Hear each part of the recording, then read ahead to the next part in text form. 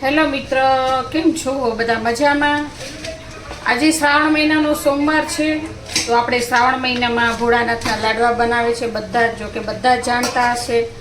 તો હું પણ બનાવું છું. જો મુઠિયા તળાઈ ગયા છે અને બીજા મુઠિયાને મેં ભૂકો કરી અને ઠંડા કરવા મૂક્યા છે અને પાછા હજુ થોડા તળાય છે અને અહીંયા ગોળ રેડી કર્યો છે. હવે એના કાપવાનો બાકી છે.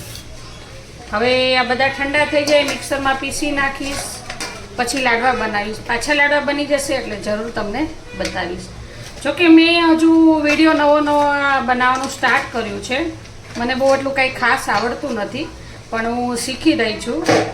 મને શોખ થયો કે ચલો હવે હું વિડીયો બનાવું. જોકે ઘણા લોકો કહે છે કે હવે ઉંમર થઈ ગઈ, વિડીયો ના બનાવાય, પણ શોખ તમારો ગમે ત્યારે જીવતો તમે રાખી શકો છો. તમે તમારો શોખ રાખશો ને તો ક્યારેય તમને બુઢાપો આવતો નથી. એટલે જરૂરી નથી કોઈ બી કામ કરવું તો ઉંમર જોઈને કરવું. તમે ગમે ત્યારે ક્યારે પણ કામ કરી શકો છો. બસ તમે અંદરથી દિલથી ખુશ રહેવા જોઈએ. હું વિડીયો બનાવું છું, મને કન્ટેન્ટ મળે, વ્યૂ મળે કે એના માટે હું નથી બનાવતી.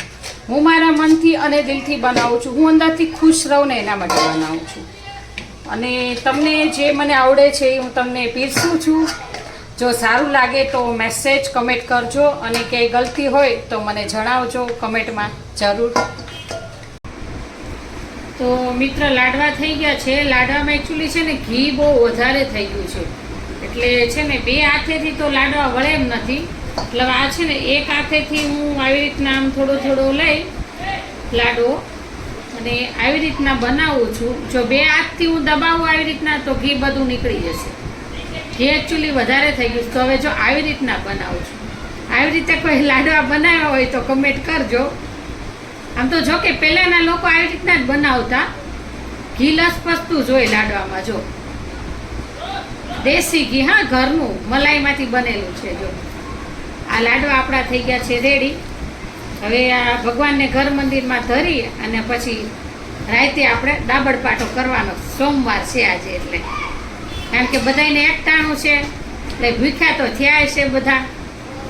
એટલે એ દાળ ભાત, શાક, રોટલી, લાડવા, એક એક લાડવે બઠા. આ લાડવા થઈ ગયા છે આપણા રેડી. બરાબર ને?